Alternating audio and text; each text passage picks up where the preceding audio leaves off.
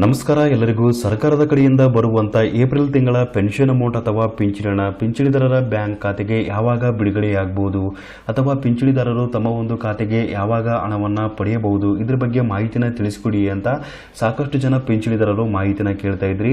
ಸರ್ಕಾರದ ಕಡೆಯಿಂದ ಏಪ್ರಿಲ್ ತಿಂಗಳ ಹಣವನ್ನು ನಿಮ್ಮ ಒಂದು ಖಾತೆಗೆ ಯಾವಾಗ ಬಿಡುಗಡೆ ಮಾಡಬಹುದು ಅಂತ ಇವತ್ತಿನ ವಿಡಿಯೋದಲ್ಲಿ ನಿಮಗೆ ಮಾಹಿತಿನ ತಿಳಿಸಿಕೊಡ್ತಾ ಇದ್ದೀನಿ. ಇನ್ನು ಮುಖ್ಯವಾಗಿ ಮಾರ್ಚ್ ತಿಂಗಳ ಹಣವನ್ನು ಈ ಒಂದು ಏಪ್ರಿಲ್ ತಿಂಗಳಲ್ಲಿ ಬಿಡುಗಡೆ ಮಾಡಲಾಗಿತ್ತು. ಈಗಾಗಲೇ ಪಿಂಚಣಿದಾರರ ಬ್ಯಾಂಕ್ ಖಾತೆಗೂ ಕೂಡ ಹಣ ಜಮಾ ಆಗಿರುವಂಥದ್ದು. ನಿಮ್ಮ ಒಂದು ಖಾತೆಗೆ ಇನ್ನೂವರೆಗೂ ಕೂಡ ಮಾರ್ಚ್ ತಿಂಗಳ ಪೆನ್ಷನ್ ಅಮೌಂಟ್ ಬಿಡುಗಡೆಯಾಗಿಲ್ಲ ಅಥವಾ ಜಮಾ ಆಗಿಲ್ಲ ಅಂತಂದ್ರೆ ನೀವು ಯಾವಾಗ ಹಣವನ್ನು ಪಡೆಯಬಹುದು ಅಂತ ಇವತ್ತಿನ ವಿಡಿಯೋದಲ್ಲಿ ನಿಮಗೆ ಮಾಹಿತಿನ ತಿಳಿಸಿಕೊಡ್ತಾ ಇದ್ದೀನಿ. ಸೊ ಅದಕ್ಕಿಂತ ಮುಂಚೆ ತಮ್ಮಲ್ಲಿ ಒಂದು ಸಣ್ಣ ರಿಕ್ವೆಸ್ಟ್, ತಾವಿನ್ನವರೆಗೂ ನಮ್ಮ ಒಂದು ಚಾನಲ್ನ ಸಬ್ಸ್ಕ್ರೈಬ್ ಮಾಡಿಲ್ಲ ಅಂತಂದ್ರೆ ದಯವಿಟ್ಟು ನಮ್ಮ ಒಂದು ಚಾನಲ್ನ ಸಬ್ಸ್ಕ್ರೈಬ್ ಮಾಡಿ ಹಾಗೂ ಪಕ್ಕದಲ್ಲಿರುವಂತಹ ಬೆಲ್ ಐಕನ್ ಅನ್ನು ಕ್ಲಿಕ್ ಮಾಡಿ.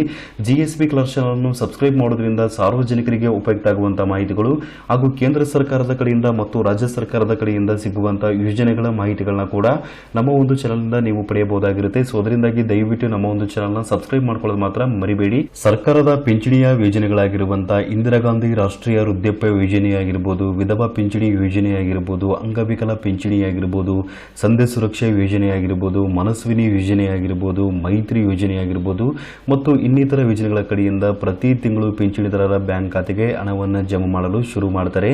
ಅದೇ ರೀತಿಯಾಗಿ ಈ ಒಂದು ಏಪ್ರಿಲ್ ತಿಂಗಳ ಪೆನ್ಷನ್ ಅಮೌಂಟ್ ಅಥವಾ ಪಿಂಚಣಿ ಹಣವನ್ನು ಯಾವಾಗಿಂದ ಜಮಾ ಮಾಡಲು ಶುರು ಮಾಡ್ತಾರೆ ಅಥವಾ ಯಾವಾಗ ಬಿಡುಗಡೆ ಮಾಡ್ತಾರೆ ಅಂತ ಕೇಳಿದರೆ ಮಾರ್ಚ್ ತಿಂಗಳ ಹಣ ಮಾರ್ಚ್ ತಿಂಗಳಲ್ಲೇ ಬಿಡುಗಡೆ ಆಗಬೇಕಾಗಿತ್ತು. ಕೆಲವು ತಾಂತ್ರಿಕ ದೋಷಗಳಿಂದಾಗಿ ಮಾರ್ಚ್ ತಿಂಗಳ ಹಣವನ್ನು ಈ ಒಂದು ಏಪ್ರಿಲ್ ತಿಂಗಳಲ್ಲಿ ಬಿಡುಗಡೆ ಮಾಡಲಾಗಿತ್ತು. ಅಂದರೆ ಏಪ್ರಿಲ್ 1ನೇ ತಾರೀಕಿಂದ ಪಿಂಚಣಿದಾರರ ಬ್ಯಾಂಕ್ ಖಾತೆಗೆ ಹಣ ಜಮಾ ಆಗಲು ಶುರುವಾಗಿರುವಂಥದ್ದು. ಮಾರ್ಚ್ ತಿಂಗಳ ಪೆನ್ಷನ್ ಅಮೌಂಟ್ನ ಮಾರ್ಚ್ 15ನೇ ತಾರೀಕೊಳಗಡೆ ಪಿಂಚಣಿದಾರರ ಬ್ಯಾಂಕ್ ಖಾತೆಗೆ ಸರ್ಕಾರದ ಕಡೆಯಿಂದ ಹಣ ಬಿಡುಗಡೆಯಾಗಬೇಕಾಗಿತ್ತು. ಆದರೆ ಕೆಲವು ಕಾರಣಗಳಿಂದಾಗಿ ಸರ್ಕಾರದ ಕಡೆಯಿಂದ ಬಿಡುಗಡೆ ಮಾಡಕ್ಕೆ ಆಗಿರಲಿಲ್ಲ. ಈ ಒಂದು ಏಪ್ರಿಲ್ ತಿಂಗಳಲ್ಲಿ ಮಾರ್ಚ್ ತಿಂಗಳ ಹಣವನ್ನು ಬಿಡುಗಡೆ ಮಾಡಲಾಗಿತ್ತು. ಏಪ್ರಿಲ್ ತಿಂಗಳು ಅಂತ ಹೇಳಿದ್ರೆ ಏಪ್ರಿಲ್ 1ನೇ ತಾರೀಕಿಂದ ಪಿಂಚಣಿದಾರರ ಬ್ಯಾಂಕ್ ಖಾತೆಗೆ ಹಣ ಜಮಾ ಆಗಲು ಶುರುವಾಗಿರುವಂಥದ್ದು. ಈಗಾಗಲೇ ಪಿಂಚಣಿದಾರರ ಬ್ಯಾಂಕ್ ಖಾತೆಗೂ ಕೂಡ ಜಮಾ ಆಗಿರುವಂಥದ್ದು. ಇನ್ನು ಸ್ವಲ್ಪ ಜನ ಪಿಂಚಣಿದಾರರಿಗೆ ಮಾರ್ಚ್ ತಿಂಗಳ ಪೆನ್ಷನ್ ಅಮೌಂಟ್ ಇನ್ನೂವರೆಗೂ ಕೂಡ ಜಮಾ ಆಗಿಲ್ಲ.